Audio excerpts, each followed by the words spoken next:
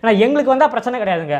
தமிழக வெற்றி கழகத்தும் எங்கள் நிர்வாகிக்கும் என்ன பிரச்சனை வந்தாலும் நாங்கள் ஹேண்டில் பண்ணிப்போம். விஜய் அண்ணா அவர்களும் ஹேண்டில் பண்ணுவார். ஆனால் அந்த மக்கள், அந்த 41 ஃபேமிலி இருக்குது தெரியுமா, அவங்கள கூட்டு வர இடத்துல கரூர்லையோ ஏதாவது ஒரு இடத்துல ஏதாவது ஒரு அசம்பாவிதம் எதனா ஒன்று பிளான் பண்ணிட்டாங்கன்னா இதுக்கப்புறம் நம்மளால் இந்த மாதிரி ஒரு துயரத்தை நம்மளால் அனுபவிக்கவே முடியாது. அதனால் பக்காவாக பிளான் பண்ணிட்டு இருக்காங்க. இப்போதைக்கு பார்த்தீங்கன்னா சென்னையிலும் நிறைய இடத்துல தேடிட்டு இருக்காங்க.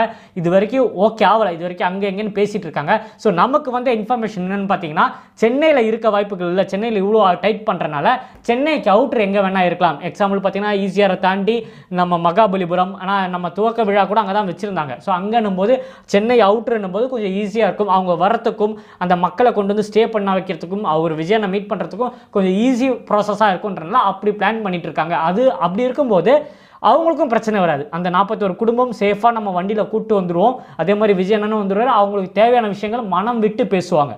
அதில் எந்த டவுட்டுமே இல்லை. விஜயண்ணன் கிட்ட இருக்கிற அந்த வேதனைகள், அவர் மனசில் என்ன இருக்கோ, அந்த குடும்பத்தில் இருக்கிற அந்த மக்களோட மனசில் என்ன இருக்கோ, அவங்களுக்கு இனிமேல் என்ன தேவை யாருமே கிடையாதுங்க. 1-on-1 அவர் உட்காந்து பேசுவார்.